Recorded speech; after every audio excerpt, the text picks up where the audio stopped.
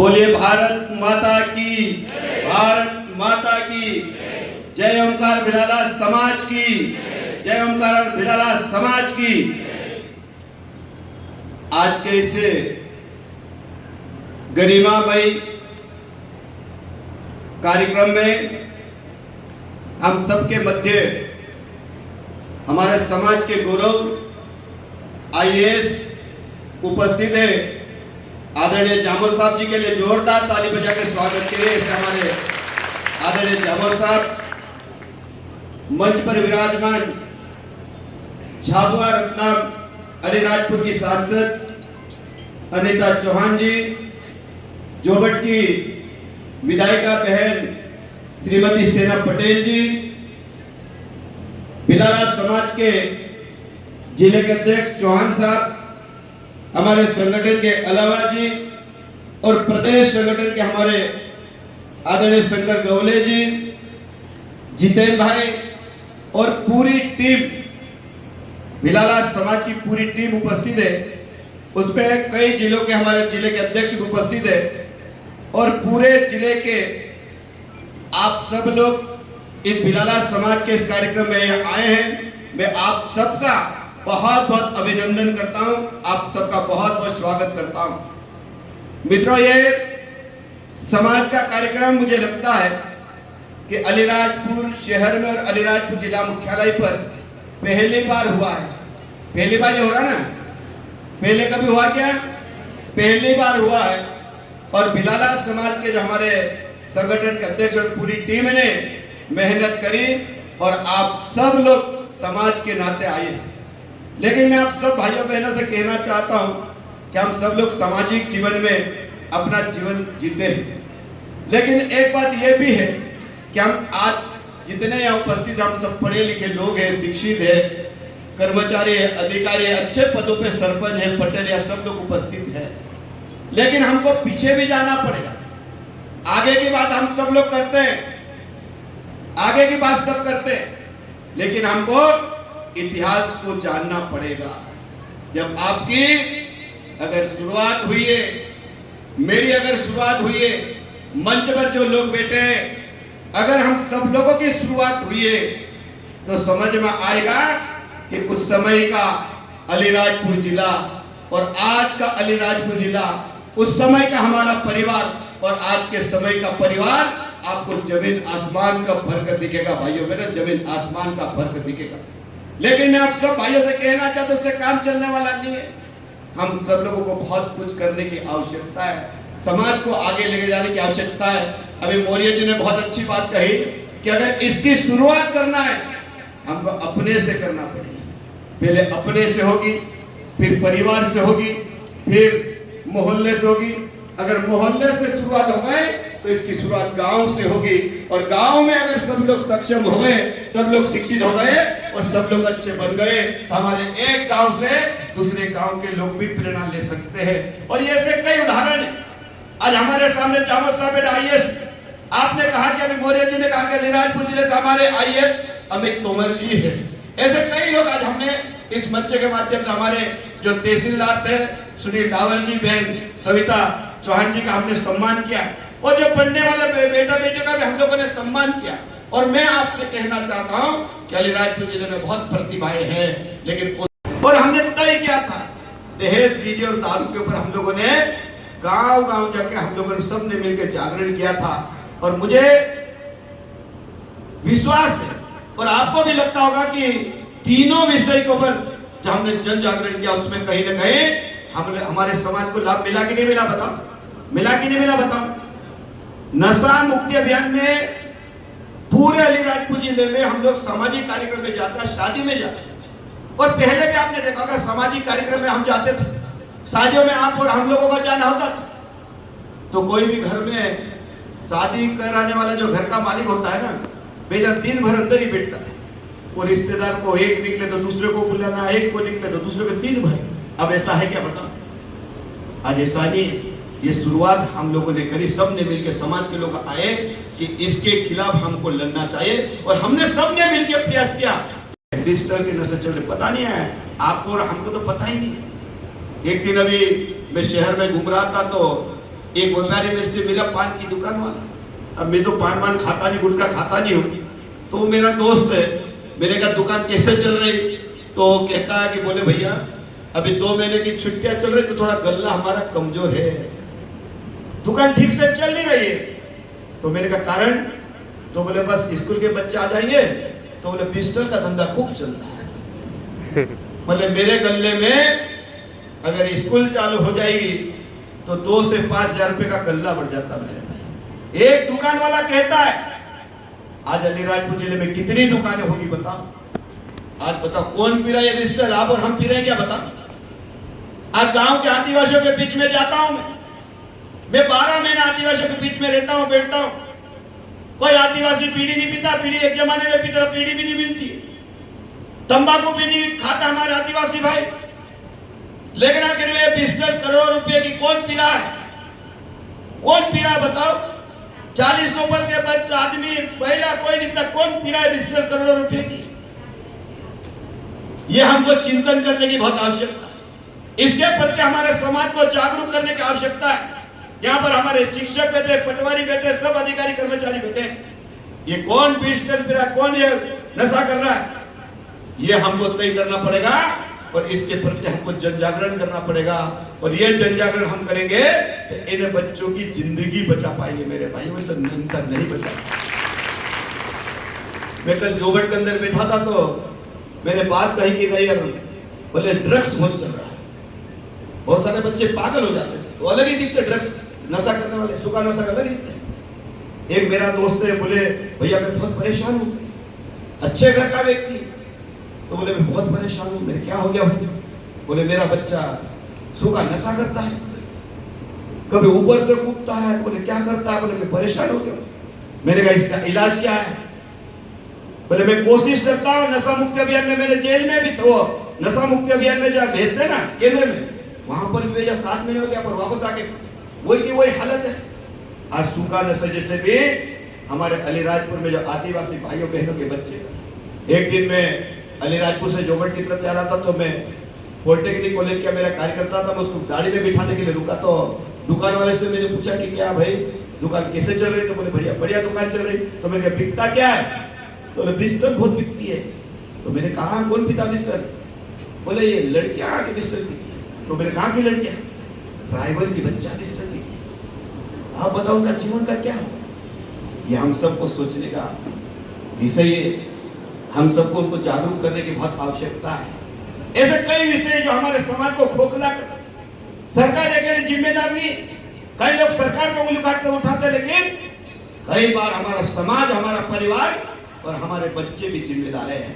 उसकी हमको चिंता करने की बहुत आवश्यकता है।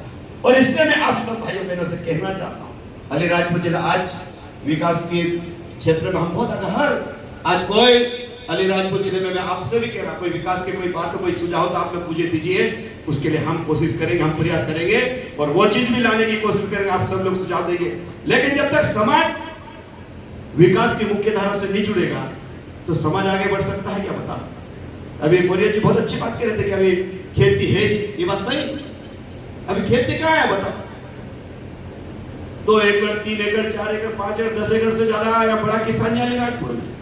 और ये बात भी, हमारी जमीन बहुत पतली है, हल्की जमीन है, लेकिन मैं आप सब भाइयों से कहना चाहता हूं, जितनी जमीन है उतने में हमारे किसान खूब मेहनत करते हैं, कि नहीं कर सकते बता।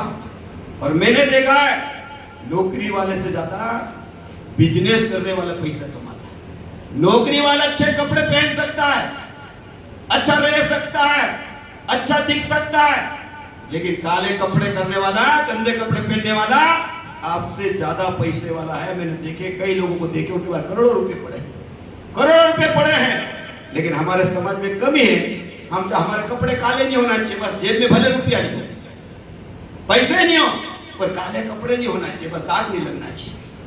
और इसलिए मैं आप सब भाइयों बहनों से कहना चाहता हूँ, चाहे पशुपालन के क्षेत्र में, चाहे कृषि के क्षेत्र में, चाहे एसएमई के बारे में आपने कहा कि उद्योग लगाना, दुकान खोलना, होटल बनाना, 50% सब्सिडी है, क्या हम लोग कर सकते हैं? क्या हम व्यापार कर सकते हैं? क्या बहुत सारी स्कीमें, हम सरकार की योजना की बात करना जाए तो वास्तव में बहुत लंबा भाषण हो सकता है, लेकिन मैं आप सब भाइयों को आज अलीराजपुर की धरती पर आप सब लोग समाज के नाते, अपन सब लोग परिवार के लोग, मैं कोई भाषण नहीं दे रहा हूं, आप सबको पता है अलीराजपुर जिले में हम पैदा हुए, हम यहीं बड़े हुए, हमारा परिवार कैसा है, हमारा गांव कैसा है, आप सबको मालूम है।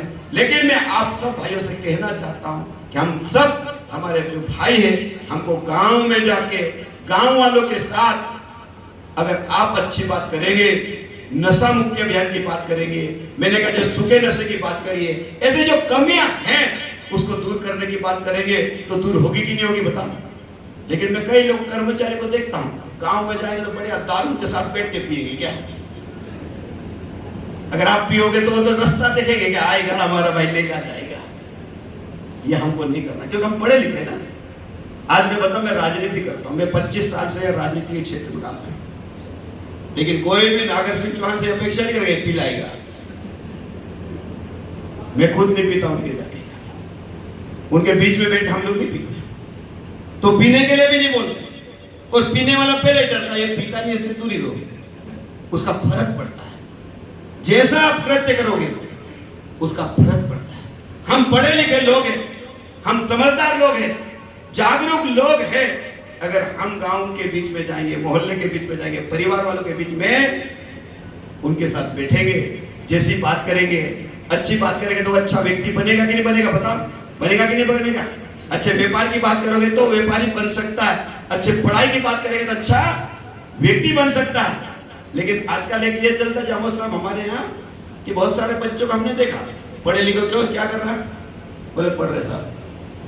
बहुत सारे बच्चों पढ़ लिख के क्या करे यार, अपने लोग अच्छे समझदार भी, हाँ यार ये बात तो सही, क्या करे पढ़ लिख के क्या करना। अब मेरे को एक बात बताओ, अगर पढ़ेंगे नहीं लिखेंगे नहीं तो करेंगे क्या?